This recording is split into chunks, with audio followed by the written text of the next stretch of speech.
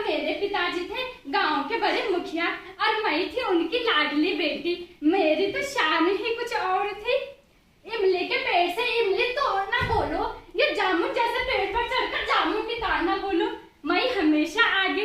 एक दिन ऐसा ही हुआ था ना, मैं थी जामुन के पेड़ पर और मेरे पाँव के नीचे की डाल टूट गई। मैं जोर जोर से चिल्लाने लगी, माँ माँ मेरी जामुन में फंडी टूट गई है। माँ आ तो गई, साथ में उसने पिताजी को भी बुलाया। गुण देखो अपने लाडली के, कहते हो ऐ मेरी लटकती हुई मूरत दिखाई। पिताजी तो हंसते रह गए। पिताजी ने मुझे नीचे उतारा पर माँ बहुत डांटने लगी, बहुत डांटने लगी।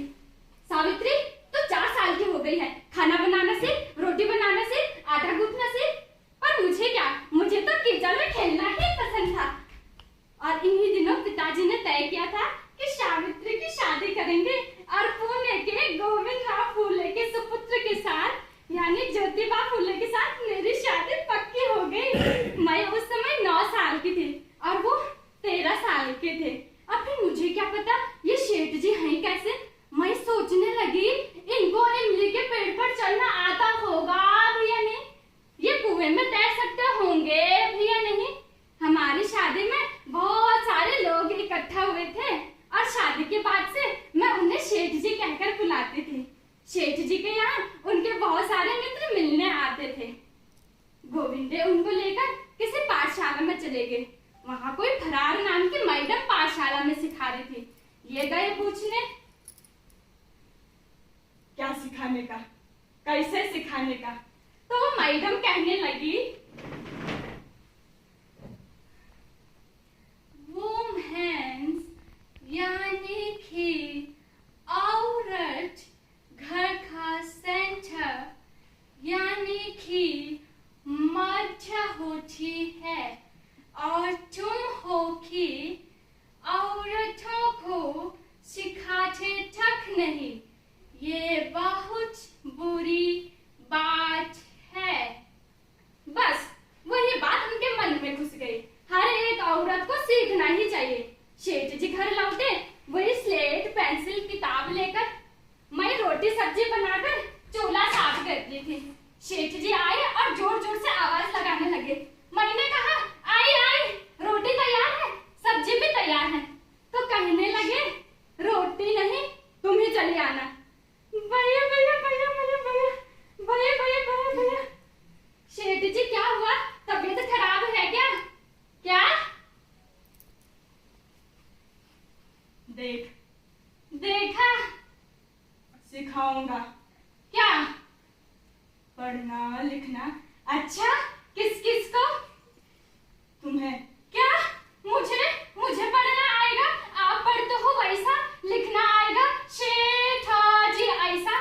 तो सेठ जी हंसने लगे। उन्होंने स्लेट उठाई और उस पर लिखना शुरू किया, सेठ जी।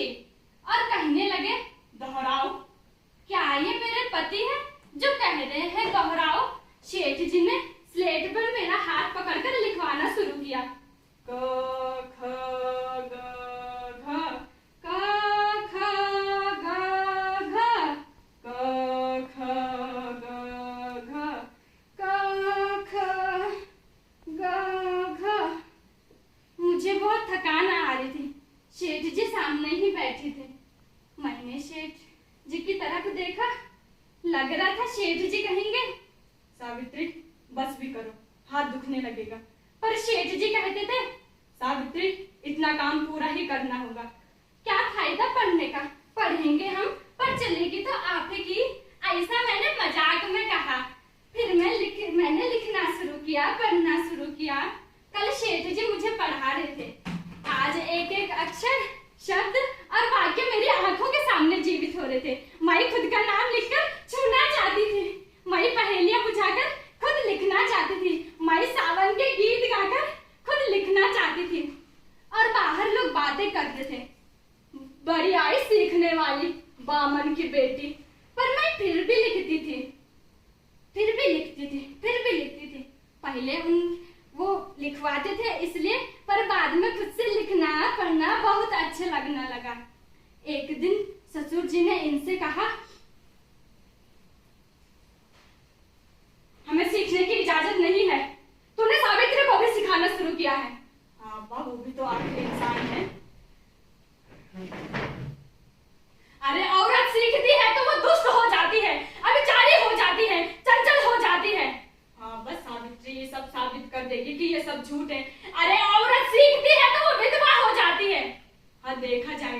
कैसे विधवा होती है? अरे होने के बाद किसे देखेंगे? तू तो परीक्षा ले रहा है। हाँ, लेना ही चाहिए। सच क्या है और झूठ क्या है ये जान लेना ही चाहिए। ससुर जी वहां से चले गए। मैंने इनसे कहा, देखो मुझे बहुत डर लगता है। किस बात का? पता नहीं, पर आप मुझे छोड़कर मत जाना। सावित्री, कुछ नहीं होने वाला है। ये लोग यूं ही भड़का रहे हैं। तुम तो शांति से काम लो। पर उस रात मैंने कुछ पढ़ा नहीं, कुछ लिखा नहीं। पूरी रात वो मुझे समझाते रहे। आज तक जो कुछ सिखाया था वो दोहराते रहे। सुबह का सूरज निकला एक नया विश्वास लेकर। मैं पढ़ूंगी, मैं लिखूंगी, मैं सीखूंगी और ऐसे में ही नीची जात समझने वाली लड़कियों के लिए एक पाठशाला खोली गई। अरे ये सरासर अनीति है, अनीति।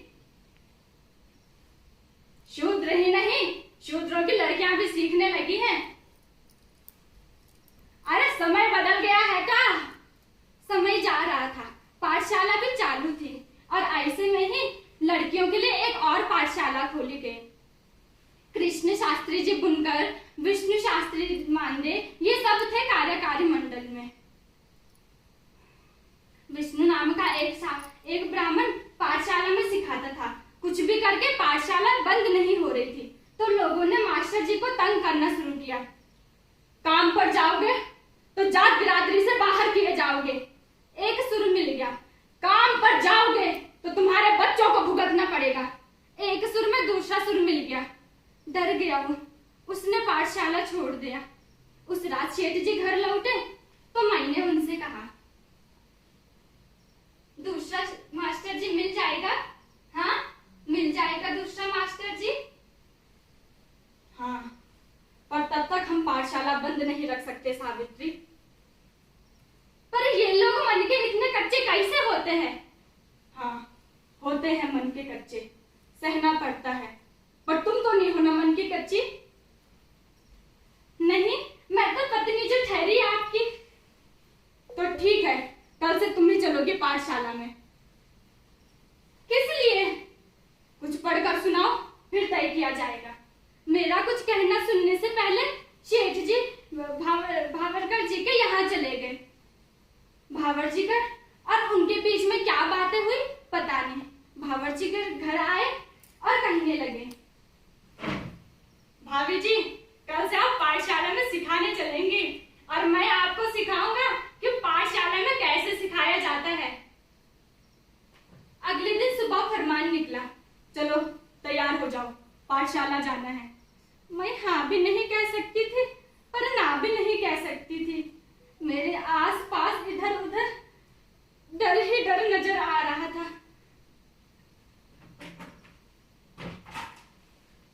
थोड़ा बहुत लिखना पढ़ना सीख लिया तो क्या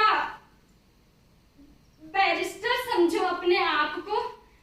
सेठ जी का कहना कैसे न मानूं। मन की तैयारी कर लेनी होगी। कर ली मन की तैयारी और बड़े पक्के इरादों के साथ मैंने घर से बाहर कदम रखने का फैसला लिया। मैं सर नीचे करके जा रही थी, सेठ जी साथ में ही थे। काम के लिए कोई औरत उस समय बाहर जाए ये तब जमाना नहीं था। लोग पीछे पीछे आने लगे। माथे पे पल्लू और चल रही है चमक छल्लू। अरे इस फूले ने एक और औरत रख ली है का? पाठशाला पास आते ही लोग जानने लग गए कि हम पाठशाला जा रहे थे। पूरे पुणे में वार्ता फैल गई। ज्योतिबा फूले ने अपनी पत्नी को पाठशाला में सिखाने के लिए भेजा है। हे भगवान, अब क्या होने वाला है? पाठशाला में 2-4 लड़कियों को सामने से देखकर मेरी जान में जान आई। मैंने उनसे कहा, देखो बच्चा, मैं आप लोगों को सिखाने आई हूँ। वो मुझे आता नहीं है ज्यादा, पर फिर भी आई हूँ। शादी के बाद बातें सिर्फ सेठ जी के संग की थी, पर इतना बोल सकी। अब सुबह पाठशाला में और शाम में पाठशाला में कैसे सिखाया जाता है, इसकी मेरी पाठशाला। लोग बहुत बोलने लगे, बहुत ही बोलने लगे। मैंने सेठ जी को कहा, देखो आप कोई दूसरा मास्टर जी रख लो। तो सेठ जी कहने लगे, सावित्री, जब मैं सीख रहा था तब भी लोग ऐसी ही बातें करते थे, और वैसे भी फोकट का मास्टर जी तो बड़ा अच्छा होता है, क्यों?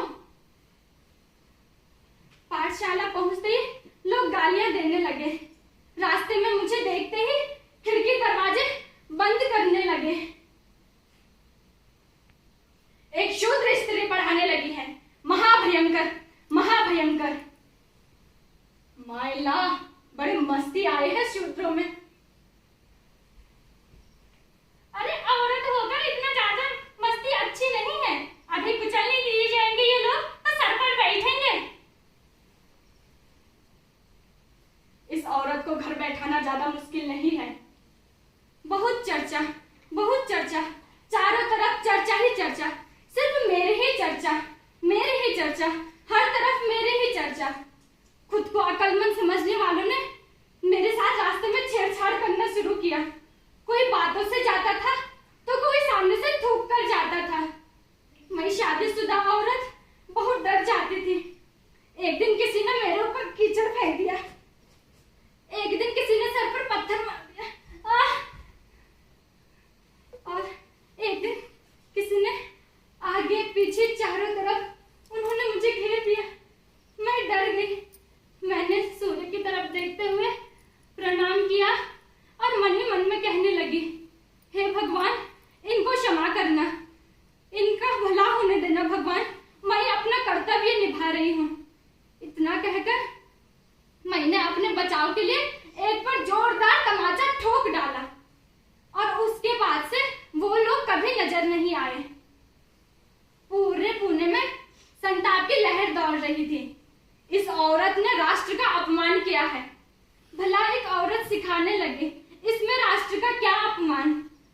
धीरे धीरे मेरा अंदर का डर समाप्त हो गया।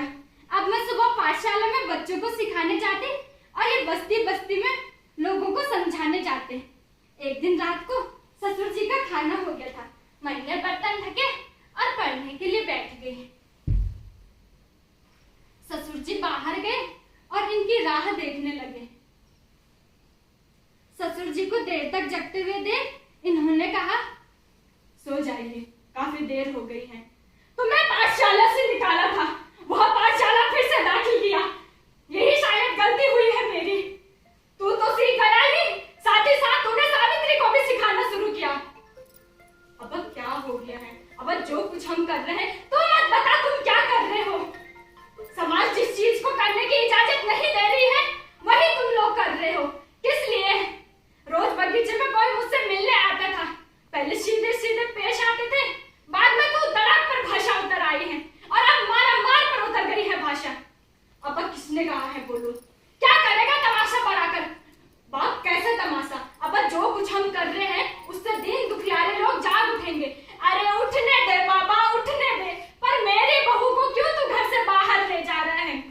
अब सावित्री सारी चीज सीख गई है, औरों को सिखाने लग गई है, इसीलिए हम औरों को कह सकते हैं कि औरतों घर से बाहर आओ, कुछ सीखो। अरे किस लिए सीखे? भगवान ने जो जिंदगी दी है वही आप लोग अपनी जिंदगी मानकर क्यों नहीं जी लेते? अब्बा, ये काम मेरे लिए महत्वपूर्ण है, अब हम नहीं रुक सकते। बेटा, तुम्हें या तो पाठशाला छोड़ना होगा या फिर ये घर छोड़ना होगा। और होना वही था, हमने पाठशाला नहीं छोड़ी। हम मेरी दोस्त फातिमा शेख के घर चले गए। वहां पे हम तीनों ने मिलकर पाठशाला के लिए कुछ काम करना शुरू किया। एक दिन सेठ जी किसी लड़की को लेकर घर आए। वो पेट से थी, लोग उसे मारने में तुले थे। सेठ जी ने कहा, देखो अब से तुम यहीं रहोगी। और इतना कहकर सेठ जी चले गए। काशी मन ही मन घुट रही थी, और ऐसे में ही उसको बेटा हो गया। उसको बेटे को मेरे हाथ सौंपकर वो वहां से चले गई। हमने घर में पार्वती पटाखा लगवाया और बच्चे को झूलने में डाला और नाम रखा यशवंत, खूब यश कमाना, ऐसे उसके कान में कहा। और इधर समाज में बातें चल रही थी कि हमें एक हमारा समाज शुरू करना ही चाहिए। और 24 सितंबर 1873 में सत्यशोधक समाज की स्थापना हो ही गई। समाज का एक ही कहना था कि हम एक ही ईश्वर के हैं, तो उनकी भक्ति के लिए ये दलाल बीच में क्यों लाए जाएं? इसीलिए कौनों से भी जात बिरादरी के इंसान समाज में जी सकते थे। इधर यशवंता की पढ़ाई जारी थी। यशवंता घर लौटा, वही रोते रोते आई पाठशाला में बच्चे मुझे चिढ़ाते हैं, कहते हैं बाबर का बेटा माली ने भगाया। मैंने यशवंता को पास बुलाया। यशवंता आई, मैं किसका हूँ? आई, मैं तेरा और तात्या का ही हूँ ना। हाँ रे, तू हमारा ही है, तो वो बच्चे मुझे क्यों चिढ़ाते हैं? यशवंता, तुम्हारे तात्या, मैं और समाज के कुछ लोग। आई, मैं किसका हूँ ये बता मुझको। तू मेरा ही है रे। तुम्हारे जन्मदात्री को हमने घर में आश्रय दिया, उसके माँ बाप होकर, और तुम्हारे माँ बाप हम ही हैं। माँ बाप के नाते हम तुझे क्या दे सकते हैं पता नहीं, पर शिक्षिनी के जन्म दिए हुए काम के कल तुम बाप हो। मैं धाड़ धाड़ बोलकर रुक गई। सेठ जी कब आए पता ही न चला। उनकी यशवंता पुकार सुनकर यशवंता चले गया, और उसके बाद से यशवंता के मन में उसके जन्म को लेकर कभी कोई प्रश्न नहीं आया।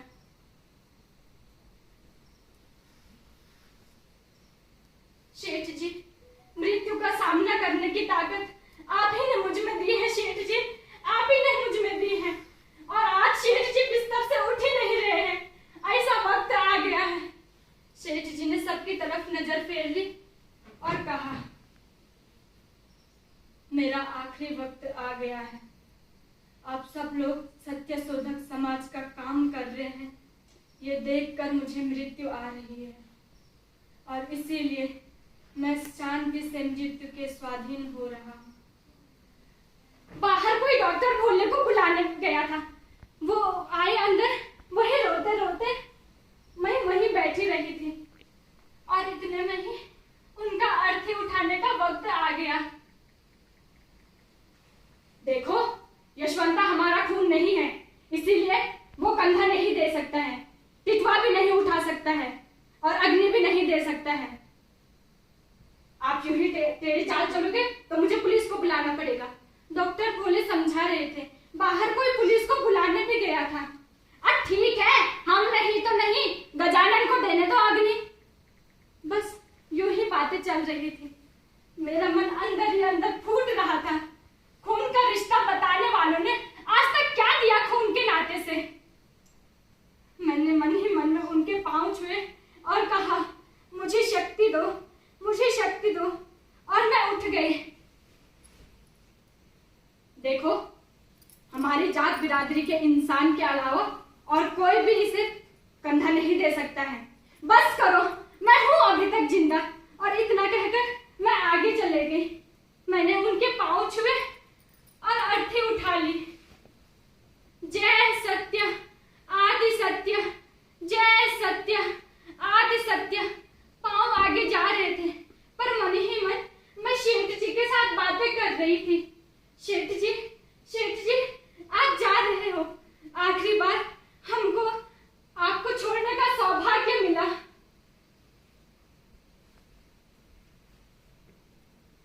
अब यशवंता डॉक्टर बन गया था, और इसी दौरान पुणे में प्लेग फैल गई थी, और पूरा पुणे उजड़ा हो गया था।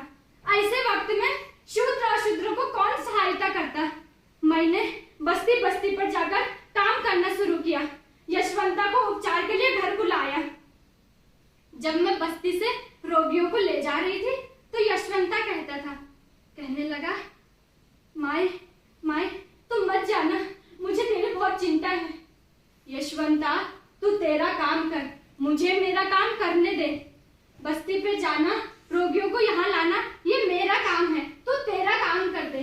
पर तू ज्योतिबा फुले का बेटा है, उनके बेटे को काम करते वक्त ये नहीं सोचना चाहिए। पर माय तू बीमार हो जाएगी। माय, मुझे तेरी बहुत चिंता है। माय, तू मत जाना। माय तू मत जा। यशवंता, काम करते वक्त इंसान में लगी भावना काम में लगा, और